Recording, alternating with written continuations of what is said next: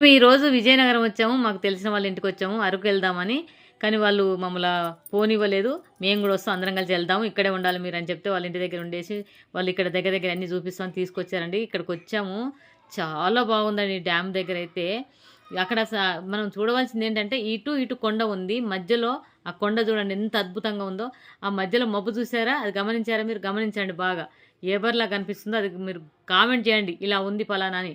నేనే చెప్పను. ఆ మధ్యలో మబ్బులు చూడండి ఎలా ఉన్నాయో, ఏదో భగవంతుడు అక్కడ రూపంలో కనిపిస్తాడు అంటారు కదా, అక్కడ ఆ రూపమే కనిపిస్తుంది. మీకు గుర్తుపడితే కామెంట్ చేయండి.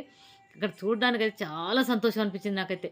అక్కడ కొండను మాత్రం గమనించండి. ఆ కొండ కోసం నేను 2 సార్లు వీడియో తీశానండి. చాలా చాలా అద్భుతంగా ఉంది. ఆ పైన మబ్బు చూడండి ఎంత అద్భుతంగా కనిపిస్తున్నదో. మనకు తెలియకుండా వీడియోలో అప్పుడప్పుడు బంధిస్తాం కదా, ఇలాంటి అద్భుతాలు కనిపిస్తాయి. భగవంతుడు ఏదో చోట కనిపిస్తాడు అంటారు కదా, ఆ పైన మబ్బులలో కనపడే దేవుడే. ఖచ్చితంగా ఆ దేవుడు ఏ దేవుడు అనేది మీరు కామెంట్ చేయండి. చూడండి వాతావరణం ఎంత బాగుంది. అక్కడ పోతే మా ఫ్రెండ్ అక్కడ నిలబడ్డది, అన్నీ చెప్తుంది. వాళ్ళది విజయనగరము. చాలా చాలా బాగుంది.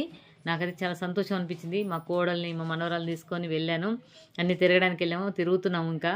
అయితే మాకు అరకు వెళ్ళాలి, అరకు వెళ్ళి అక్కడ అవన్నీ చూసేసి నిమ్మలంగా వద్దామని వెళ్తున్నాము.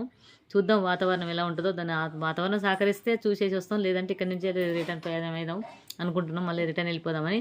చూద్దాం ఎలా ఉంటుందో. కానీ చాలా చాలా సంతోషం అనిపించింది. ఆ యూస్ కానీ ఎంతసేపు ఉన్నానంటే, అక్కడ ఇంకోటి ఏంటంటే సాంగ్ జరుగుతుంది. ఇదే వీడియో పెట్టడానికి వాళ్ళు సాంగ్ చేస్తున్నారు. సరే అరకు వెళ్ళిపోయినాం, చిన్నగా అరకు అయితే వచ్చేసామండి. అరకు వచ్చాము. అరకులో వెంకటేశ్వర స్వామి టెంపుల్ ఆ రోజే ఓపెనింగ్ అంట అరకులో. మేము వెళ్తుంటే ఇక అక్కడ ఆటో దిగేసి ఫస్ట్ ఆంజనేయ స్వామిని దర్శనం చేసుకొని లోపలికి వెళ్ళాము. లోపల వెంకటేశ్వర స్వామిని ప్రదర్శించారండి. అప్పుడే ప్రాణప్రతిష్ఠ చేశారంట వెంకటేశ్వర స్వామిని. మేము పోయిన రోజే. ఇది ఒక్కటైతే నాకు లైఫ్లో మర్చిపోయింది. మేము వెళ్ళిన రోజే అక్కడ వెంకటేశ్వర స్వామిని ప్రదర్శించారట అక్కడ. నాకైతే చాలా సంతోషం అనిపించింది. ఎప్పుడు లైఫ్లో గుర్తుండిపోతుంది. దర్శనం చేసుకొని అక్కడ చుట్టూ అక్కడ వాతావరణం అంతా చూసుకొని చిన్నగా బయటకు వస్తున్నాం. బయటకు రావడానికి అయితే కొంచెం టైం పట్టింది, ఎందుకంటే అక్కడ కూర్చుంటే చాలా అద్భుతంగా అనిపించింది అరకులో అండి.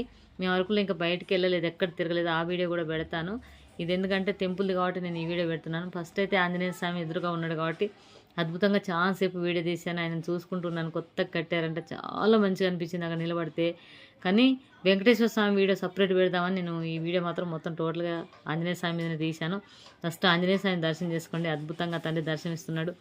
అక్కడ నుండి కొంచెం లోపలికి వెళ్దామని చూశారు కదా, ఇక్కడ దర్శనం చేసుకొని ముందుకు వెళ్తే వెంకటేశ్వర స్వామి తండ్రి దర్శనమిస్తాడు. అద్భుతంగా ఉంటుందండి.